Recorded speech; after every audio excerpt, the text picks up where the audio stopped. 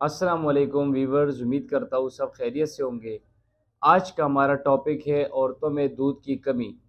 عورتوں میں دودھ کی کمی کا باعث بہت ساری چیزیں بنتی ہے، جس میں ڈی ہائیڈریٹ رہنا، اچھی غذائی نہ کھانا، بچوں کو وقت پہ دودھ نہ پلانا، یا بچوں کو دودھ پلانے کے ساتھ ساتھ بازاری دودھ فیڈر کے تھرو پلانا۔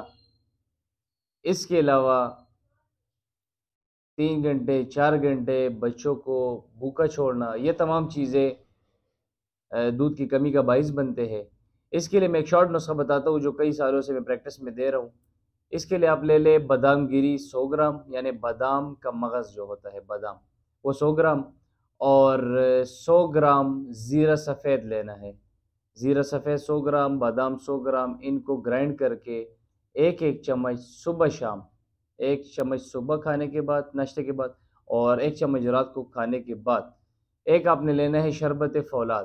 شربت فولاد کی آپ نے ایک چمچ ایک گلاس دودھ میں ڈال کر اس دودھ کے ساتھ ایک چمچ اس پاؤڈر کا صبح، ایک چمچ شام کو، یعنی تینوں کو ایک ساتھ، شربت فولاد کی ایک چمچ، اور زیرہ اور بادام کا جو پاؤڈر ہے وہ ایک چمچ، ان دونوں کو دودھ کے ساتھ، یعنی پاؤڈر منہ میں رکھ کے اوپر دودھ پی لے۔